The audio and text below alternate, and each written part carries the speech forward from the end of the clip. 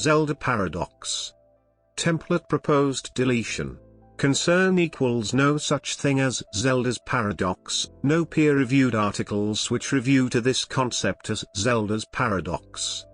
In economics, the Zelda Paradox is the observation of Martin Zelda that welfare-reducing divorce is more likely when a couple has invested their efforts into love and children instead of money, possessions, and sex.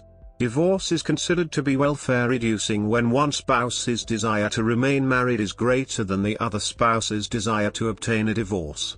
In this situation, a divorce will decrease the combined well-being of the couple, and so could be considered destructive of overall welfare.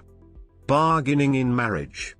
If one spouse values a marriage more than the other spouse values a divorce, then, as suggested by the Cos Theorem, it would be expected that the spouse who wants to stay married would offer the other a greater share of whatever marital goods exist. This offer would be large enough to ensure that both spouses prefer marriage to divorce. In order to be applicable, however, the Cos Theorem requires frictionless trading between parties. In marriage, some goods are difficult to trade. An example is so-called marital public goods, which are produced within a marriage and benefit both members of the couple, but also have the characteristic that one spouse cannot exclude the other from enjoying it. If one spouse cannot exclude the other from enjoying a good, then that spouse cannot threaten to withhold or increase production of it, and so the good cannot be used in marital bargaining. If a significant portion of marital wealth is in the form of public goods, then bargaining may not be able to save a marriage, even though a divorce would cause greater overall unhappiness than remaining married. Zelda cites Gary Becker as one of the originators of the idea of using economic tools to analyze bargaining in marriage and the potential for marital public goods to cause inefficiency. Children and love as marital public goods. One type of marital public good is the enjoyment of children. If both spouses care about the welfare of their children, then a happy child will benefit both parents, and neither spouse can prevent the other from enjoying this benefit. Some of the benefits associated with children are private, for example, time spent with a child by one spouse while the other spouse is excluded.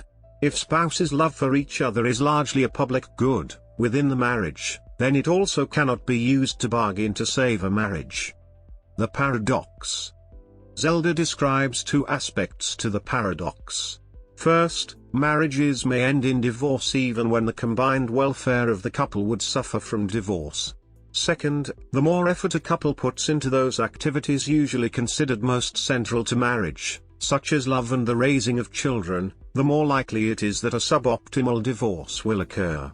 It seems odd that the likelihood of this outcome would be higher when a marriage is based on love and children rather than more prosaic matters such as money, sex, or household tasks. The key factor described by Zelda is that when the benefits of marriage are non-public, such as time spent on household chores, sex, or income transfers, then spouses can withhold them or offer to increase them in order to save a marriage. Public goods, however, cannot be withheld, and so cannot be used for bargaining. Evidence. Zelda finds evidence supporting the Zelda paradox in higher divorce rates for couples with children in states with no-fault divorce laws. All 50 U.S. states now have no-fault divorce, but during the 1970s divorce laws differed significantly by state. In a fault divorce regime, the presence of marital public goods has no effect on the likelihood of divorce, because spousal bargaining is occurring within divorce, not marriage. In a no-fault regime, if only one spouse wishes to preserve a marriage, that spouse needs private gains, which can be transferred to the other, to succeed, and if a large fraction of marital assets are public goods, such bargaining will be impossible. Zelda, 1993, found evidence that couples whose gains to marriage came disproportionately from children were more likely to divorce once the state they lived in switched to no-fault. Influence and reactions. Zelda's work describing the Zelda Paradox has been cited in over 30 peer-reviewed publications according to the Web of Science, with citations in the fields of economics, law, and public policy. The counterintuitive nature of the Zelda Paradox is discussed in Ellman, 1997.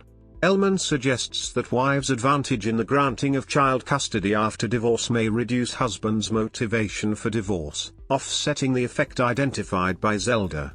Zelda argues that no-fault divorce was often accompanied by movement toward joint custody instead of exclusive custody by the mother, and that this movement makes it more difficult for a mother to threaten a husband with complete loss of parental rights after a divorce. Ellman also suggests that statistical corrections might eliminate the statistical significance of Zelda's empirical results, but offers no contradictory empirical results.